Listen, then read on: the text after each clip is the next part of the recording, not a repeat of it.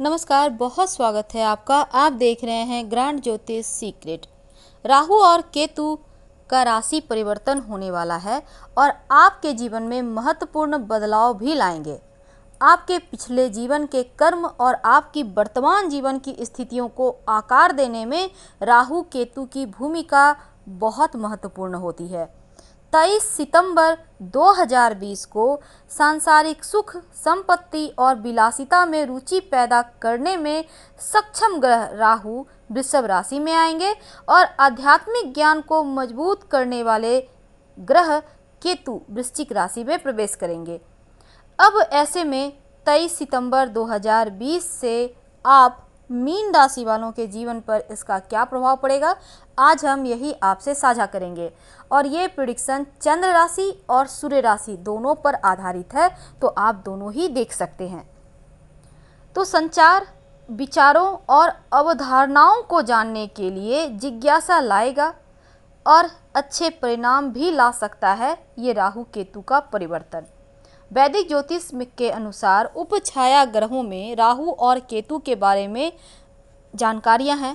उनमें से जैसे राहु को 9 ग्रहों में सबसे मजबूत ग्रह माना जाता है। राहु न सिर्फ सांसारिक इच्छाओं को पूरी करता है बल्कि विदेशी भूमि से लाभ भी दिलाता है और विदेशियों से संबंध भी रखता है। राहु तेज, अहंकार, कठोर भाषण और विपत्तियों से भी संबंध रखता है, क्योंकि राहु जो करता है जीवन में आकस्मिक रूप से ही करता है।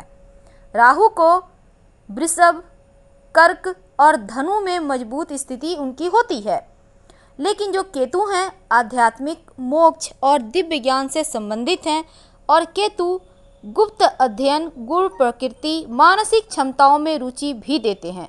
केतु ने अलगाव, अकेला और भागने की प्रवृत्ति को जोर बना देते हैं और केतु में मंगल के गुण पाए जाते हैं। दृढ़ता से रखा जाने वाला केतु दूसरों के प्रति करुणा, सहानुभूति देता है और इस परिवर्तन का, राहु और केतु के इस परिवर्तन का आप मीन वालों पर क्या प्रभाव पड़ेगा, आइए समझते हैं। वीडियो के अंत तक बने रहें। मीन राशि वालों, सबसे महत्वपूर्ण बात तो ये होगा कि राहु जब वृषभ राशि में उच्च के होंगे और यहाँ पर अगर हम भविष्यवाणी के दृष्टिकोण से देखें तो सबसे ज़्यादा महत्वपूर्ण है, क्योंकि राहु एक वक्री ग्रह हैं और इसलिए हमेशा विपरीत दिशा में आगे बढ़ते हैं।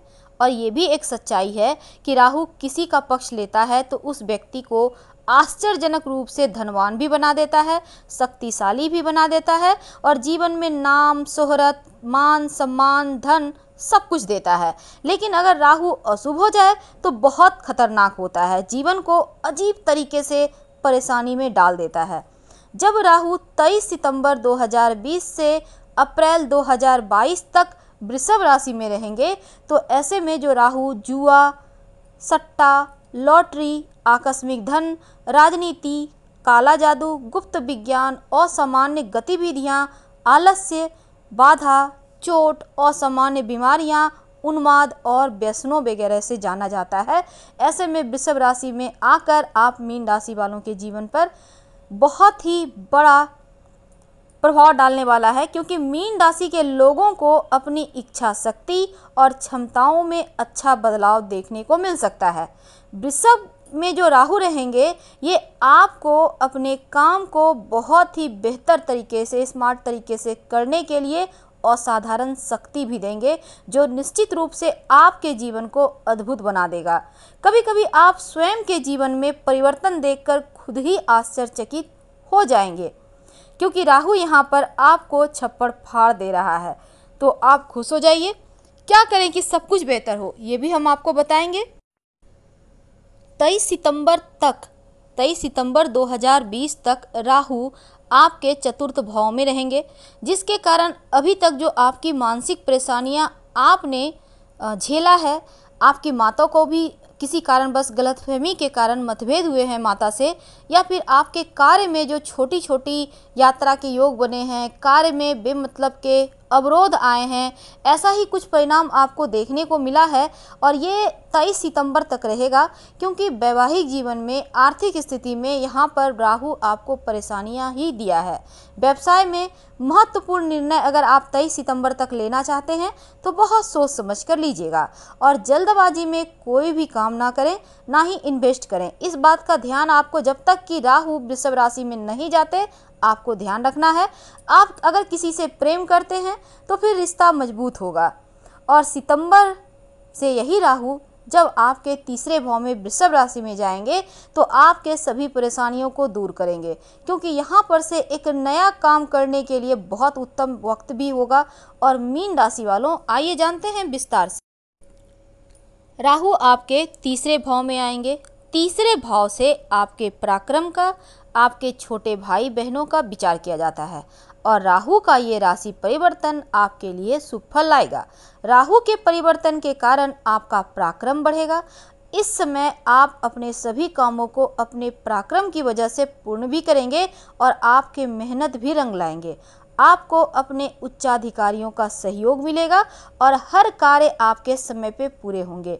अभी तक जो कार्यों में अवरोध था वो भी अब समाप्त हो जाएगा, क्योंकि राहु का ये चाल आपके जीवन में बहुत सारे बदलाव लेकर आ रहा है। ज्योतिष शास्त्र के अनुसार राहु एक अशुभ ग्रह है, लेकिन अन्य ग्रहों की तुलना में यानी केतु को छोड़कर इसका कोई वास्तविक आकार नहीं है, इसलिए राहु को छाया ग्रह कहते हैं। स्वभाव के अनुसार राहु को पापी ग्रह की संज्ञा भी मिली है।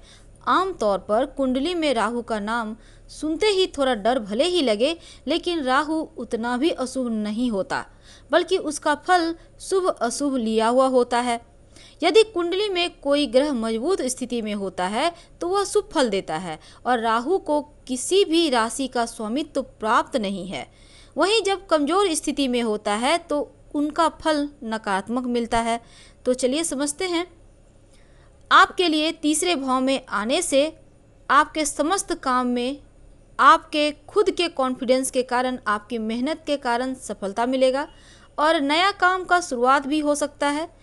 लेकिन किसी भी टकराव से, बहस से, झगड़े लड़ाई, वाद विवाद से दूर रहें और भाई बहनों का साथ अगर मिलता रहे तो ज़्यादा अच्छा रहेगा। किस्मत का साथ पाने में आसानी होगी, लेकिन माँ के स्वास्थ्य का भी ध्यान रखना होगा।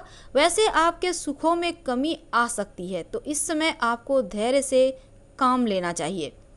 मीन राशि वालों, आपको अपनी इच्छा शक्ति और क्षमता में अच्छा खासा बदलाव देखने को मिल सकता है। वैसे भी वृषभ में राहु का आने से आपके काम करने के जो असाधारण तरीके हैं वो आपको बहुत पावरफुल बना देगा और एक निश्चित समय पे तमाम कार्य आप करके जीवन को भी अद्भुत बना लेंगे, क्योंकि कभी कभी आप स्वयं के जीवन में परिवर्तन देखते हुए खुद नजर आएंगे। वैसे तो केतु देव मीन वालों आपके राह में थोड़ी बहुत मुश्किलें पैदा कर सकता है, क्योंकि कार्य क्षेत्र में आपको थोड़ी परेशानी देगा केतु। ऑफिस में शत्रु विरोधी कहीं आपके विरोध में कोई षड्यंत्र नहीं रच रहे, इसका आपको ख्याल रखना होगा। जीवन में आने वाली मुश्किलों से आपको सबक लेने की आवश्यकता होगी, क्योंकि जो एक बार आपको अगर लग रहा है कि कोई है जो आपके विरोध में जा सकता है तो उनसे आपको सावधान रहना चाहिए। दोबारा से उनके संपर्क में ना आए तो ज़्यादा अच्छा है। वैसे कठिन समय से सबक भी मिलेंगे और आप इसी के कारण ज़्यादा उभर कर सामने आएंगे अच्छी तरह।